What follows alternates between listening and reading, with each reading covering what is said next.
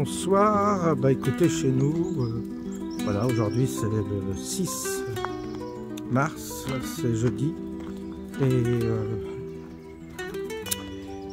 il est à peu près 6 heures, vous voyez, les jours rallongent, de jour en jour, voilà, on constate que les jours rallongent et que le climat s'améliore. On a quand même pas mal de soleil, pardon, j'allais dire de sommeil, de soleil.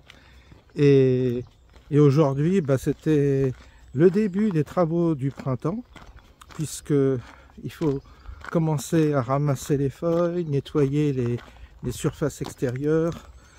Et souvent, on consacre les premières belles journées de l'année, ça se passe pendant le carême en général, ben, on fait le nettoyage de printemps, et ça revient tous les ans. Je me dis toujours à chaque fois, je me dis, bah, je refais ce que j'ai fait l'année dernière, et puis ensuite les jours passent assez vite et on se retrouve, l'été passe assez vite et on refait les mêmes choses tous les ans. C'est un truc, moi, qui me questionne toujours, ces cycles répétitifs qui sont, voilà quoi, tu dis, tu recommences, tous les ans tu refais la même chose, je sais pas. Il y a un truc qui cloche. Mais vous allez me dire, c'est comme ça, c'est la nature. On doit s'adapter au cycle. Tout est que cycle. Là, évidemment, quand on a dit ça, on se tait et puis on dit, ah bah oui, c'est des cycles. Voilà. Alors, on commence tous les ans. Ensuite, on va avoir les vacances de Pâques, certainement des vacances de Noël pour certains, enfin des vacances de neige pour certains. Et puis après, ce sera les énièmes rituels annuels qui reviendront comme toujours. Voilà. Il paraît que c'est bien, comme ça.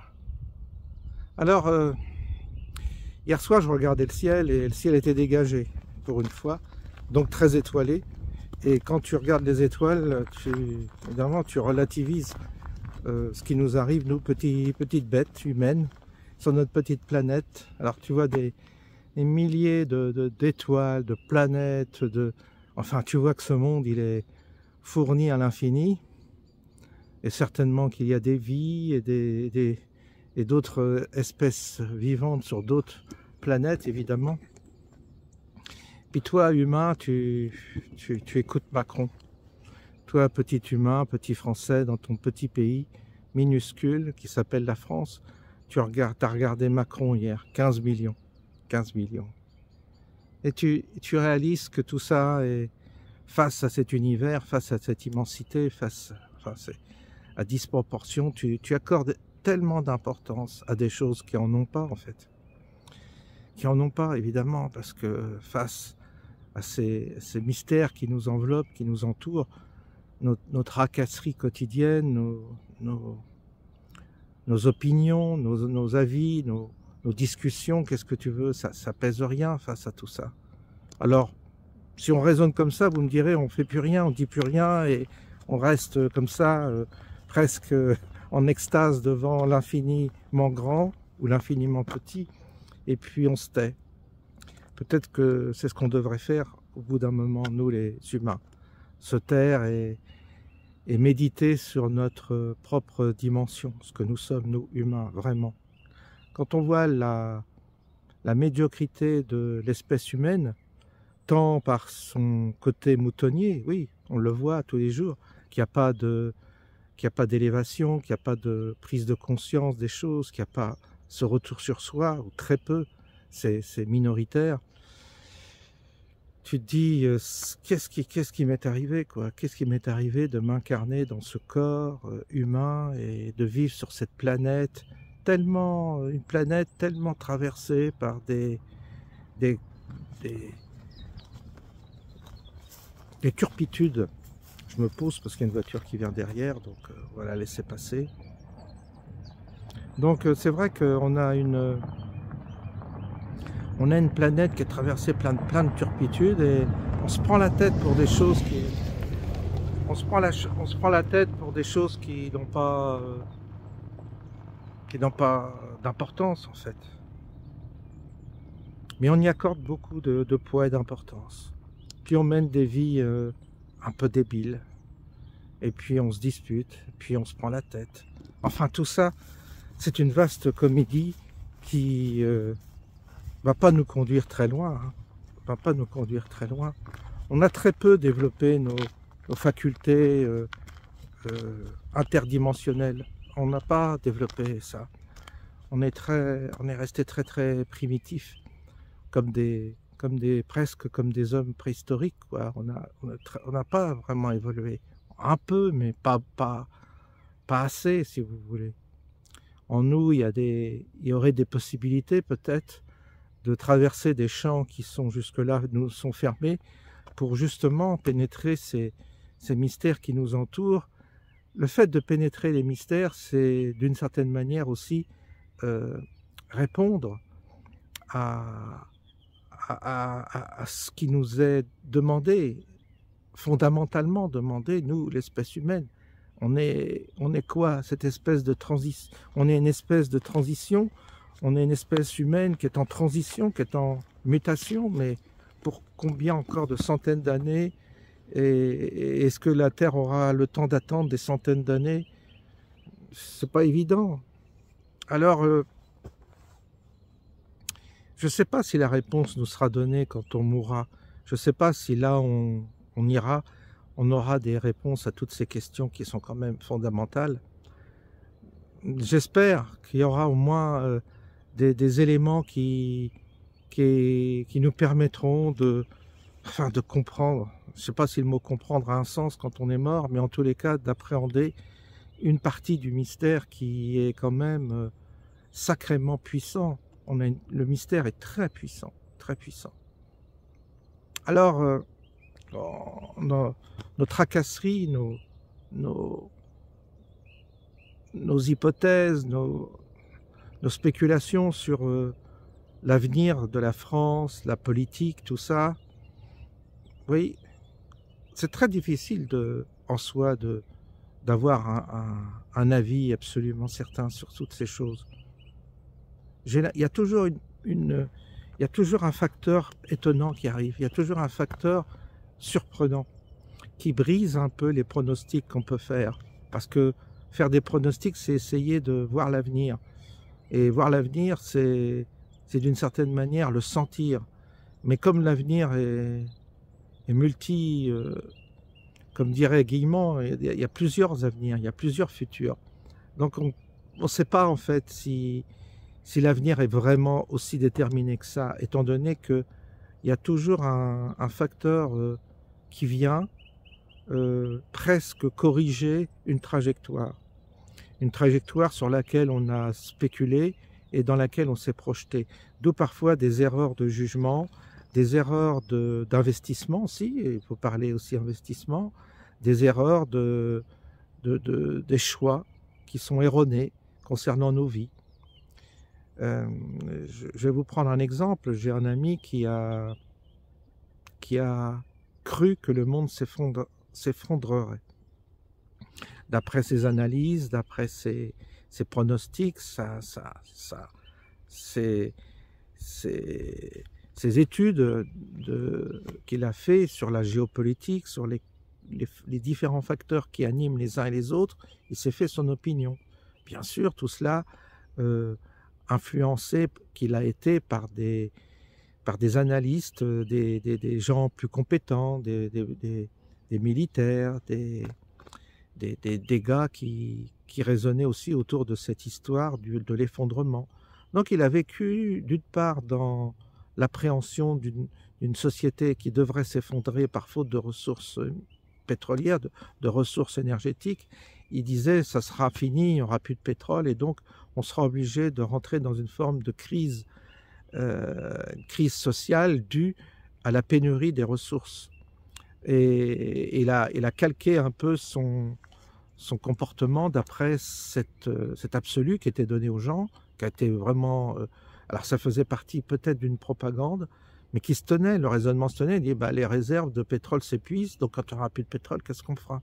Et vous avez une tartinée de gens de gauche comme de droite d'ailleurs, c'était pas forcément politique, les écologistes se sont emparés de ça, mais il y avait vraiment de part et d'autre des gens qui analysaient cette éventuelle réalité-là en se disant, bah, étant donné qu'il va y avoir une pénurie de l'énergie, il n'y aura pas forcément la même croissance que nous avons connue pendant les 30 dernières années. Et donc, il va falloir s'adapter. Il va falloir revenir peut-être à des moyens ou des méthodes ancestrales pour survivre dans un monde où il n'y aura peut-être plus d'essence, où l'essence coûtera très cher, etc. Il n'y aura plus assez d'électricité ou je ne sais quoi, il n'y aura plus assez de production, on sera obligé de consommer beaucoup moins, il y aura plus... Et toute la machine va créer une crise sociale qui va finir par une guerre civile, etc. Bref, après vous pénétrez dans un monde de spéculatifs qui vous entraîne, vous, personnellement, à prendre des décisions. Les décisions que vous allez prendre, évidemment, sont des décisions personnelles et qui, si vous avez une famille et des enfants, engagent aussi votre famille, votre femme et vos enfants dans un périple que vous avez vous-même mis en place par rapport à votre analyse. Pourquoi je vous parle de ça? Parce que en réalité, il a fait deux choses. Il a fait énormément de réserves. Il est allé vivre dans un coin un peu perdu, il a acheté une maison avec du terrain, il a développé de la permaculture, il a fait un peu d'élevage, il a tout investi dans ça, et puis il a énormément investi aussi dans des réserves alimentaires en se disant, voilà, il faudra bien un jour faire face à la pénurie qui nous attend, parce qu'évidemment, il anticipait, d'après ses analyses, on allait vers un effondrement sociétale, plus une pénurie qui s'en suivrait, une pénurie alimentaire. Il s'est préparé. Il est donc aujourd'hui, je dirais, tout à fait prêt à vivre un monde en effondrement parce que il pense-t-il, il a organisé sa vie par rapport à ce type d'événement et il a entraîné un peu sa famille dans cette aventure-là. Du coup, sa société a périclité, il a perdu beaucoup d'argent parce qu'il a laissé tomber sa société, il s'est dit, bah, ma foi, l'important, c'est pas de sauver ma société, c'est de nous préparer à cet effondrement qu'il avait envisagé il y a à peu près 1 an. Et puis l'effondrement n'a toujours pas lieu, mais il est rattrapé par des dettes, par des créanciers, notamment des créanciers étatiques, et il s'aperçoit qu'en réalité, bah, il faut reprendre du service, il va falloir retravailler, repenser autrement, parce que l'effondrement n'a pas eu lieu. Et ses amis qui me disaient, mes amis qui ont, eux, n'ont pas tellement pris au sérieux dans mes analyses et ce que je pensais être juste, eux, ils ont vécu dans une forme de déni ou d'ignorance. C'était son point de vue. En tous les cas, eux, ils ne voyaient pas du tout d'effondrement venir, ils pensent que la vie va continuer comme ça, tout ça. Et ils ont vécu dans une forme d'inconséquence et une vie au jour le jour. Et finalement, ces amis qui ont vécu au jour le jour, qui ne se sont pas pris la tête à écouter, à lire, à étudier ces phénomènes dont on nous a rabâché les oreilles, pénurie, etc. Vous voyez, guerre, éventuellement guerre nucléaire, bombes nucléaires, etc. Donc, leur vie, eux, n'a pas changé. Ils continuent à faire du business, leurs entreprises marchent parce ils sont restés concentrés sur leur outil de travail sans se préoccuper de toutes ces questions-là. Si on regarde le résultat, les premiers, mon ami en question a eu tort et les autres ont eu raison. C'est dur à entendre, c'est dur à accepter, mais c'est un fait. En tous les cas, jusqu'à aujourd'hui. Demain, si tout s'effondre et si c'est la guerre et s'il y a une pénurie, ce sera mon ami qui sera dans une autre position de force. Et les autres n'auront rien. Donc ils seront pénalisés. On ne peut pas savoir. Peut-être que demain, effectivement, il va y avoir une guerre et qu'il va y avoir des bombes qui vont tomber, qu'on va vivre dans la précarité totale et qu'il n'y aura plus d'énergie, qu'on va être obligé de retrouver une charrue pour, je ne sais pas, des moyens et des méthodes ancestrales pour survivre, parce que tout sera effondré. On en a parlé. Ça s'appelle, ce sont les survivalistes. Les survivalistes, il y en a eu beaucoup, il y en a eu aux États-Unis. Ce sont des gens qui se sont soit organisés seuls ou en communauté pour préparer ce fameux effondrement. Et vous avez des youtubeurs qui ont surfé sur ça, des gens qui ont vendu des livres, Sergio, je ne sais plus comment il s'appelle, et un Suisse, là, vous allez me rappeler son nom. Et donc, du coup, bah, euh, l'effondrement n'est pas arrivé et on est obligé de reconnaître que ceux qui ont le moins perdu, c'est ceux qui se sont le moins préparés à cet effondrement, puisqu'ils n'ont pas perdu leur argent et leur énergie à se préparer à quelque chose qui n'arrive pas. Moi, je jette la pierre à personne, hein, attention, hein, j'ai été dans cette hypothèse, j'avais anticipé cette hypothèse aussi, influencé que j'étais par les entretiens que j'avais avec cet ami et avec d'autres personnes. On envisageait ça aussi, on se disait ça va péter, ça va s'effondrer et ça peut pas durer, etc. Donc j'avais aussi, c'est comme ça que je me suis retrouvé à la campagne, c'est comme ça que j'ai quitté la banlieue. Mais moi, dans un premier temps, j'ai quitté la banlieue surtout par rapport à la délinquance, à la faune qui commençait à me polluer la vie. Et je me suis dit, au moins à la campagne, il n'y aura pas toute cette faune, cette racaille. Et dans ce sens-là, je suis satisfait. Effectivement, j'ai bien fait. Mais je n'ai pas fait autre chose que ça. C'est vrai que j'avais fait un investissement financier qui m'a été préjudiciable parce que j'écoutais de la marche et je me suis trompé. Enfin, je me suis trompé en l'écoutant parce qu'il m'a fait faire des conneries.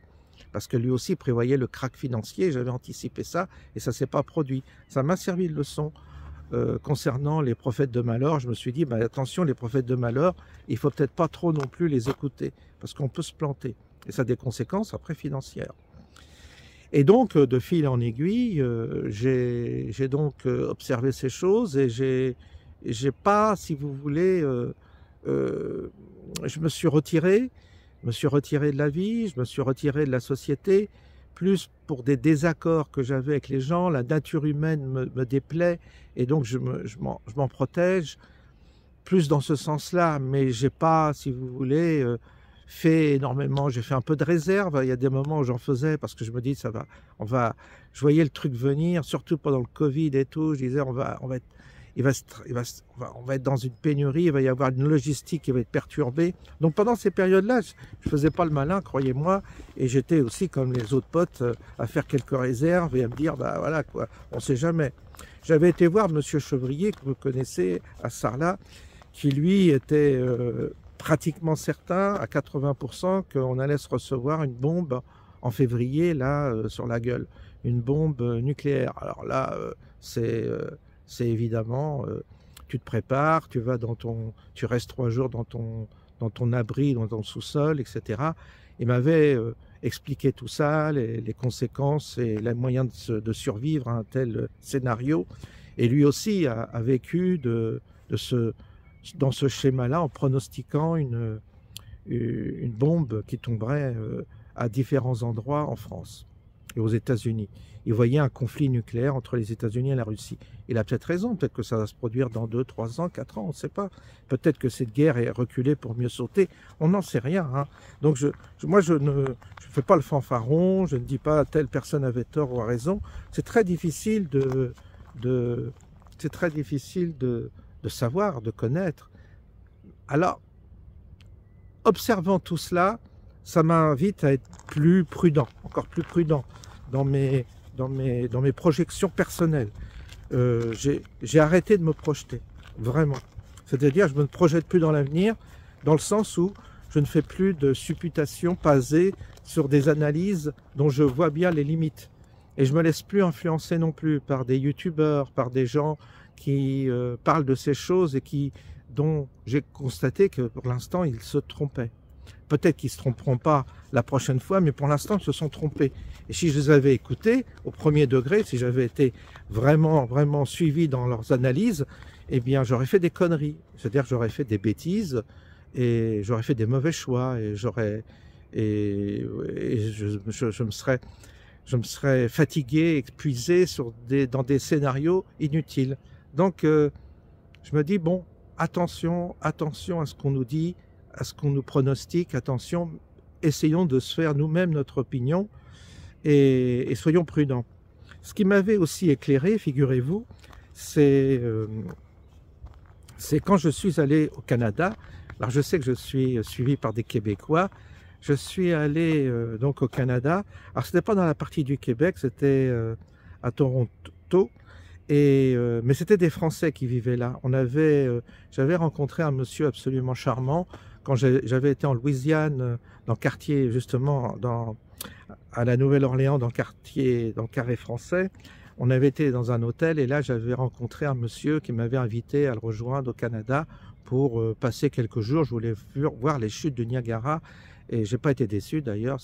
Voilà quoi, c'est très très impressionnant. Pour moi, c'était un rêve parce que je me suis dit un jour, j'ai réalisé mes rêves parce que je voyais ça dans le dictionnaire, les chutes de Niagara, ça m'a toujours... Et je me suis dit, je suis devant. Et je me disais, mais dans la vie, tout est possible. Jamais j'aurais pu imaginer, enfant, que j'aurais un jour été là, dans ce pays, voir les chutes du Niagara. Je pensais que ce n'était pas à ma portée, étant donné que je suis d'une famille relativement simple. On n'a pas fait de grands voyages, on n'est pas riche. Et donc, je me disais, ça n'arrivera jamais. Et puis, ça s'est fait, par l'occasion. Et en plus, comme j'aime beaucoup aller dans des endroits où j'ai une connaissance, alors pas pour loger chez l'habitant, mais pour avoir, un goût du quotidien des gens qui vivent dans certains pays. J'aime bien être en relation, en contact avec des gens avec lesquels on a des atomes crochus et qui vivent la vie de tous les jours. Ça me permet de comprendre la vie autochtone et de passer comme des touristes dans un car à prendre des photos. Ça m'intéresse pas. Et donc lui nous a logés dans une partie tout à fait indépendante de sa maison, ce qui fait qu'on avait notre indépendance. Et on a eu des discussions. Il nous a expliqué que son père avait fui la France en 1981 parce qu'ils étaient persuadés qu'avec l'élection de Mitterrand, les chars russes allaient arriver sur les Champs-Élysées. Vous aviez à cette époque des gens qui étaient persuadés qu'on allait être envahi par les communistes. Regardez les archives, vous verrez, si ça n'a pas changé avec l'effet Mandela, eh bien, normalement, vous devriez avoir ces témoignages. Et donc, du coup, vous avez des gens qui ont pris des décisions radicales. Et c'est le cas de son père. Et donc, il a emmené ses enfants au Québec et au Canada. Je ne sais pas si c'est le Québec, ils sont allés au Canada. Et il y a eu une réunion de famille où j'ai rencontré les enfants de ce monsieur qui avait fait qui m'ont relaté toute cette histoire familiale.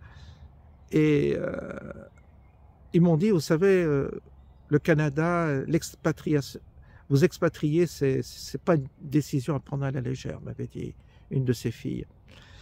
Et je pense qu'elle avait raison.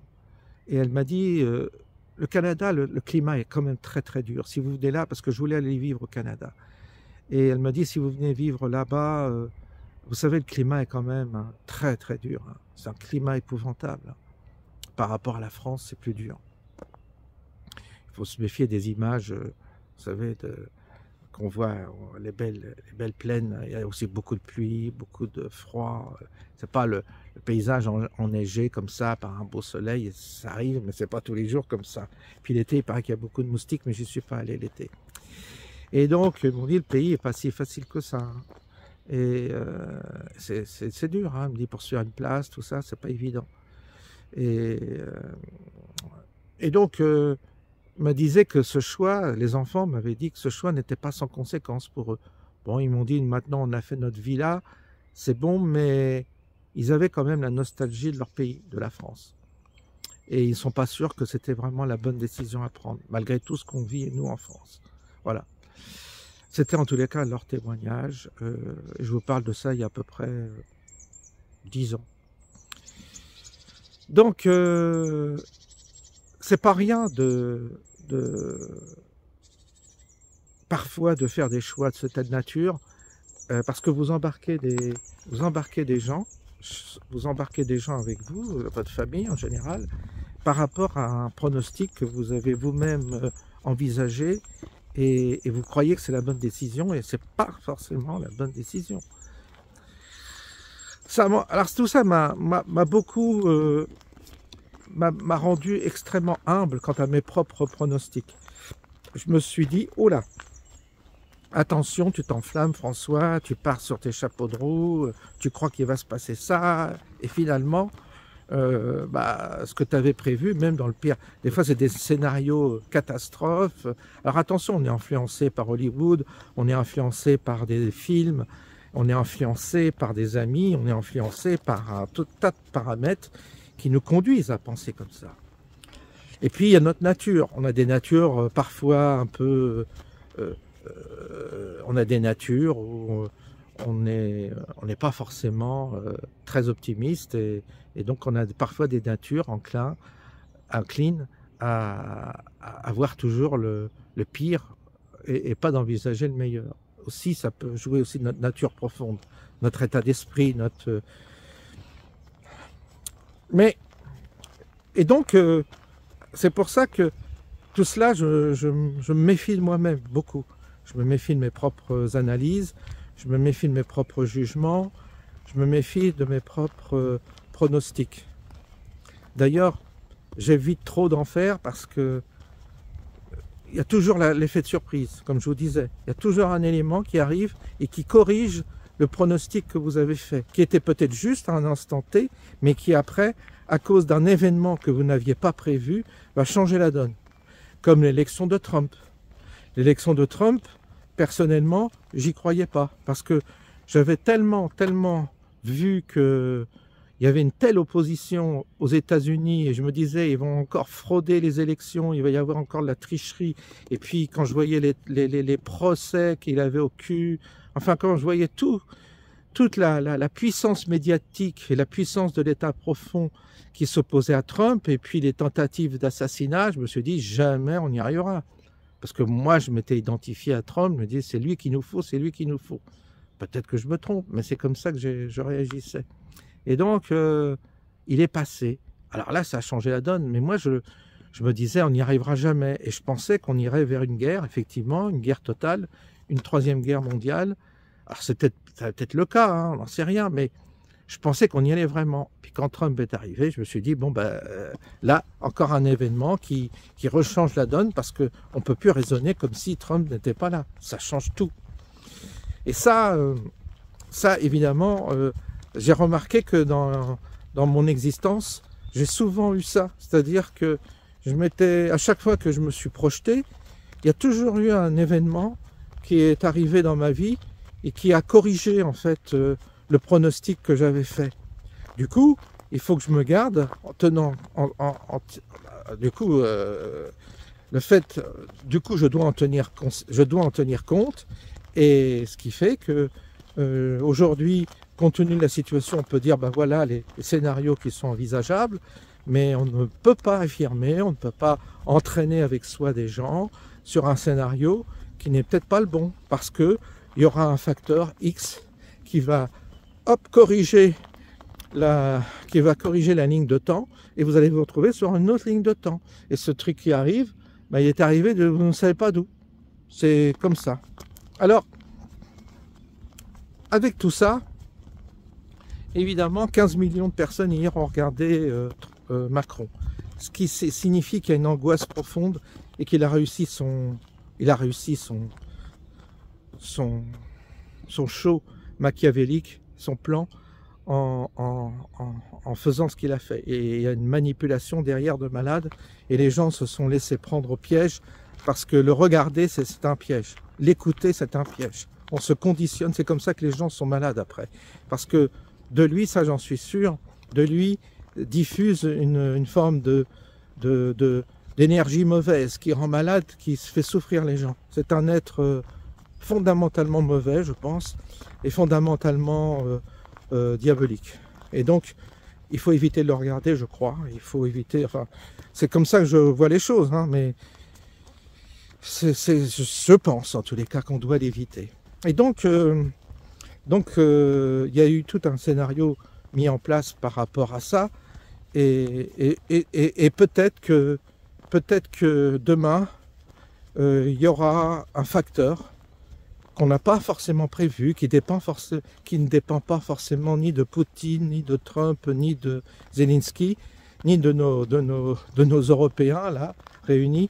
Mais il y aura peut-être un facteur qui va à nouveau corriger la ligne de temps et qui va mettre complètement tous les scénarios à la poubelle. Et tout ça va être revenu. Les choses vont peut-être apparaître sous un tout autre angle et peut-être que rien de tout ce qu'on a évidemment envisagé n'arrivera. Et ça peut être pour le meilleur ou pour le pire, je dirais. Ça peut être C'est vraiment l'inconnu. Alors on ne peut pas vivre, nous, dans l'angoisse tout le temps, c'est impossible. Ça, c'est pas bon pour la santé, c'est pas bon pour notre équilibre. On ne peut pas vivre angoissé. Moi, j'ai mon père qui est un éternel angoissé. J'ai vu à quel point ça a pourri la vie de ceux qui vivaient avec lui. Parce que quelqu'un qui est toujours angoissé, qui voit toujours le pire, c'est pénible. Et c'est comme ça que mon père a vécu. Toute sa vie, il voyait toujours le mal partout. Pas le mal au sens où il voyait le mal chez les gens, mais il voyait toujours une catastrophe arriver. Il a vécu toujours dans la crainte d'une catastrophe, d'une catastrophe. Et il emmenait avec lui, évidemment, les gens qui vivaient près de lui, évidemment, ils étaient angoissés. Et ça, c'est pas bon parce que ça angoisse les autres. Quelqu'un qui est systématiquement toujours en train de prévoir la plus mauvaise chose. Et moi, je veux pas être comme ça. Je veux pas, si vous voulez, provoquer ça chez les gens qui me regardent. Parce que tout, le meilleur comme le pire peut arriver. Mais il faut savoir qu'il y a le meilleur aussi. On ne sait pas. On ne sait pas. Ce qu'on sait, c'est que nous, on a un chemin à faire. Notre chemin, il est ce qu'il est. Et puis que de toute façon, on n'est que de passage. Ça, on en est presque persuadé, à moins qu'on devienne immortel, mais qu'il y ait un événement particulier qui nous rende immortels. Mais jusqu'à présent, le processus, il est quand même incontournable. Mais par contre, on ne peut pas dire que fatalement, il y a une fatalité qui va s'imposer à nous et que cette fatalité est déjà inscrite. On ne sait pas. On ne sait pas parce que l'élément qui va arriver, il y a un élément qui peut arriver et qui peut corriger justement un scénario, soit apocalyptique ou soit trop optimiste.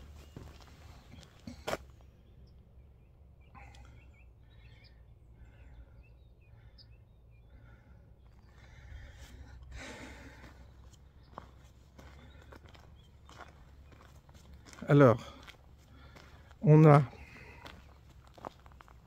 donc faisons attention dans les temps que nous vivons, parce que il y avait du monde, pour ça je fais demi-tour. Faisons attention à ne pas nous laisser contaminer par ce que Macron a diffusé hier soir. Il ne faut pas qu'on se laisse contaminer, étant donné que beaucoup de gens autour de nous ont l'esprit contaminé. Je le vois. Beaucoup de gens sont perturbés par... j'ai entendu. Je sais que beaucoup de gens sont perturbés par le discours de Macron. Il a fait un show absolument horrible. Il a mis les gens dans une angoisse avec c'est un show. Complètement contradictoire par rapport à ses discours précédents. Mais il a joué le jeu, il a joué comme le Covid, c'est-à-dire il a dit aux gens allez vous sacrifiez-vous pour la patrie, nous sommes en danger, etc. Il y a un truc grotesque et ridicule dans ce qu'il a fait, l'histoire du costume noir, de la chemise, je crois qu'il avait une cravate noire, je ne vais pas regarder, mais il avait déjà revêtu des habits en fonction d'un scénario qui est déjà... Alors là, c'est plus la fête de la musique avec les trans... en barésie, hein. Vous voyez, c'est ça aussi Macron. Hein. Mais là, il vous la joue solennelle, mais vous oubliez qu'il a fait des sauteries avec les trans là, à la fête de la musique, c'était plus du tout le même. Donc, faut pas oublier tous ces visages de Macron qui sont grotesques, tous grotesques en réalité. Donc, il n'y a aucune raison de le prendre au sérieux, il n'y a aucune raison de l'entendre et de l'écouter. Il y a simplement la bêtise collective qui croit encore que ce type est quelque chose, est un président. C'est plus un président, ce n'est plus rien. Il est tenu par les couilles, par le système qui a des dossiers comme ça sur lui. Et je pense que ce qu'il a fait hier, c'est une forme de fuite en avant. Je pense que c'est une forme de coup d'épée dans l'eau. C'est une comédie grotesque, clownesque, qui malheureusement, que certaines personnes ont malheureusement pris au sérieux au premier degré, alors qu'il ne faut surtout pas prendre ça au sérieux. Je pense que c'est plutôt de l'ordre de la farce qu'autre chose. Par ailleurs, les Allemands, j'entendais que les Allemands et que les Européens vont faire marcher la planche à billets pour financer le réarmement. Alors là aussi, il s'agit d'une astuce pour... alors évidemment, on va agiter le danger et la menace de la Russie pour faire fonctionner nos usines de réarmement. Il faut croire que là aussi, il y a un engagement. Alors là, on oublie l'écologie, le réchauffement climatique, etc. Là, quand il s'agit de vendre des armes, on ne s'occupe pas. Là. Alors, la France, alors là, pour le coup, la France a une industrie de très bonne qualité au niveau armement. Curieusement, on est quand même un exportateur, deuxième exportateur d'armes au monde.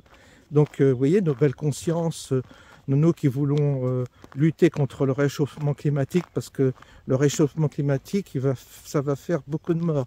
Et puis, quand on va exclure les gens qui ont des voitures critères 3 des villes, parce qu'on est contre les petites particules que ces voitures diffusent et que ça peut tuer des gens. Mais nous sommes, nous, Français, les premiers, les deuxièmes exportateurs de vente d'armes, j'ai vérifié, au monde. Le premier, c'est les États-Unis, après c'est nous, ce qui est quand même incroyable. Ça m'a surpris même. Donc ça, on vous le dit pas. Vous le dit pas. Et c'est peut-être pour ça que le pays tient le coup quand même, parce qu'on fait des sacrées affaires avec les ventes d'armes. En fait, ça correspond à une activité industrielle très importante et un savoir-faire qu'ont les Français. Curieusement, on a un savoir-faire dans ce domaine-là. On fabrique de bonnes armes, de très bonnes armes. Et donc, on achète nos armes et on vend nos armes à des gens qui font la guerre. Et on leur dit, vous savez, c'est pas bien de faire la guerre, mais on leur vend des armes pour qu'ils fassent la guerre. Donc, on a un double discours, injonction contradictoire, si vous voulez aussi. Donc, on vend énormément d'armes pour que les gens s'entretuent. Mais nous, chez nous, au nom du réchauffement climatique ou de la pollution, on empêche les voitures de critère 3 d'aller dans les banlieues et les gens, pour qu'ils aillent se faire soigner ou aillent travailler, on leur dit non, vous tu rentres pas avec ta critère 3, mais par contre on exporte énormément d'armes pour que les gens se tuent. Voyez-vous la cohérence? Ça, les gens ne le savent pas. Donc du coup, on a une industrie qui est Thales, l'action est en train de partir en flèche.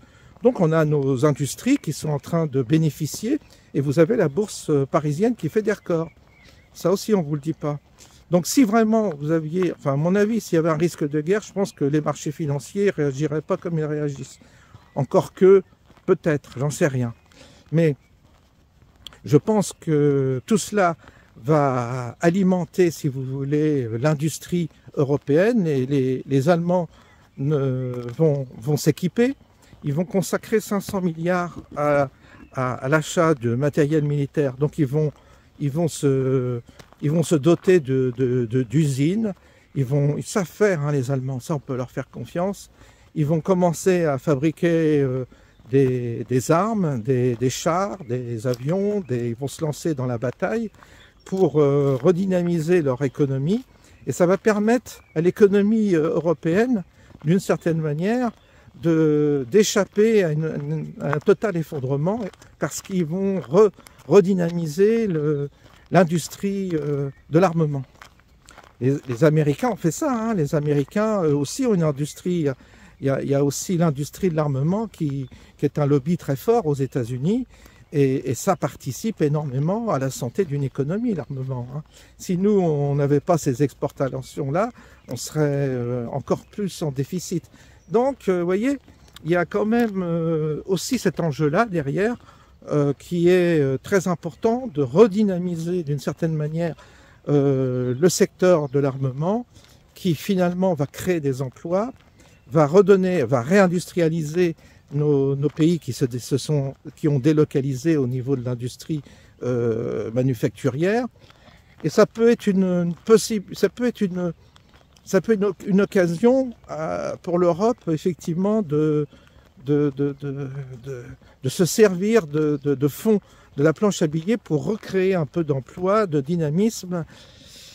Et là, vous voyez, c'est peut-être pour ça que les marchés financiers européens se portent bien en ce moment, parce que cette perspective d'alimenter le secteur de l'armement, industriel de l'armement, est profitable aux Européens.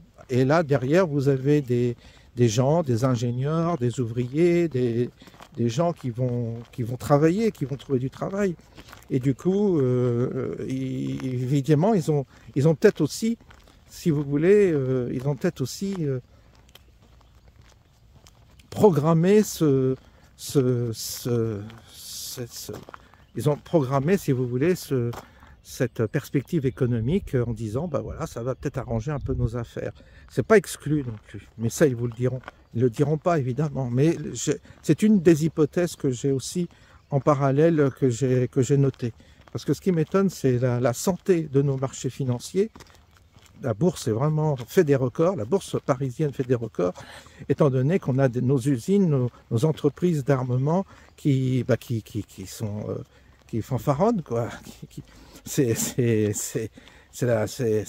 pètent des records là, en ce moment au niveau action. Et donc, il y a des gens qui s'enrichissent, toujours pareil.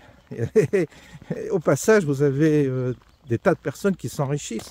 Alors on ne se pose pas trop de questions, les écolos, les gauchistes, tout ça, ils évoquent pas ça. Vous avez remarqué, ils ne sont pas en train de mettre le doigt sur la question de est-ce que c'est bien de vendre des armes, peut-être que ça fait des morts, les armes. Moi je ne sais pas, mais peut-être qu'une bombe ça fait plus de morts qu'une voiture critère 3 dans le centre de Lyon ou de Paris. Je ne sais pas, hein, je me demande.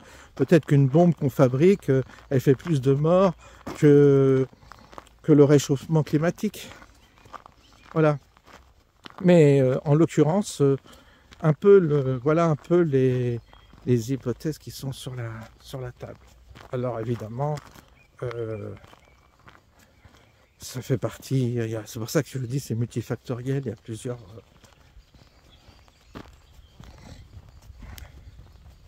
Bonsoir.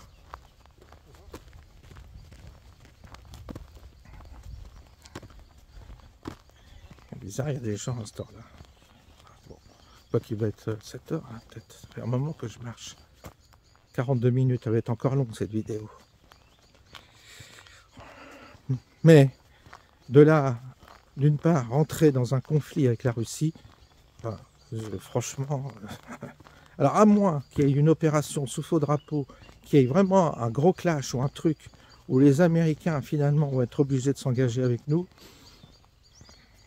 ça peut être aussi une des possibilités, mais moi je pense que c'est plutôt... je pense que le show de Macron, ça a été de provoquer un électrochoc dans la population pour qu'elle capitule d'une certaine manière, et surtout qu'elle regarde ailleurs. C'est une opération de diversion, je disais hier, mais je pense aussi que ça va être l'occasion de proposer aux épargnants un placement particulier dans l'investissement de l'armement, et donc ils vont plus ou moins trouver un moyen de détourner l'épargne et de créer un business. Au passage, si Macron crée cet électrochoc et que les gens mettent leur argent dans ce domaine-là, il peut très bien, au passage, lui, toucher des royalties des entreprises d'armement qui récompenseront pour service rendu. Et peut-être qu'ils le mettront aussi, paradoxalement, à la tête de l'Europe pour le remercier de ses services. Tout est manipulation. Ne nous trompons pas, hein. Trump, Poutine, toutes les puissances, tous les chefs d'État manipulent leur population. Il y a toujours une partie de... Il ne faut pas non plus être naïf, même si on aime certains personnages, il ne faut quand même pas être dupe. Il y a une manipulation des opinions publiques toujours. Maintenant, il y a certaines manipulations qui permettent peut-être d'aller dans le bon sens, et d'autres manipulations qui vont dans le mauvais sens. Mais il y a toujours une forme de manipulation. Les dirigeants usent de cet artifice, et ça a toujours été, hein, que ce soit les rois ou il y a toujours une partie de manipulation pour justement avoir une bonne image auprès de sa population. Lui, Macron, il ne cherche plus à avoir une bonne image, il joue sur un autre facteur, sur un facteur psychologique de peur. Il crée la peur chez les gens. Il y a une forme de perversion dans son attitude qui, à mon avis, va se retourner tôt ou tard contre lui. Je pense qu'il va y avoir un moment donné où il va y avoir un boomerang malgré tout. Même si la population aujourd'hui est un peu tétanisée, sidérée, mais je pense que les gens sont très très versatiles. Donc aujourd'hui, ils n'aiment pas Trump, ils n'aiment pas Poutine, mais ça peut lui retomber un moment. Il va peut-être bénéficier pendant un moment donné d'une remontée de la cote de popularité, mais je ne suis pas sûr qu'il soit gagnant à long terme. Je ne suis pas sûr. En tous les cas, voilà un peu ce que j'avais à vous dire aujourd'hui. Tout ça pour finir sur le fait. Vous voyez, les oiseaux, on entend les oiseaux. Hein. Et oui, ça commence, c'est le printemps qui arrive, il n'y a pas de souci. J'ai vu déjà les prix de verre, les petites fleurs qui arrivent, là, c'est sympa. Je vous souhaite une bonne soirée, puis on se dit comme toujours, à bientôt.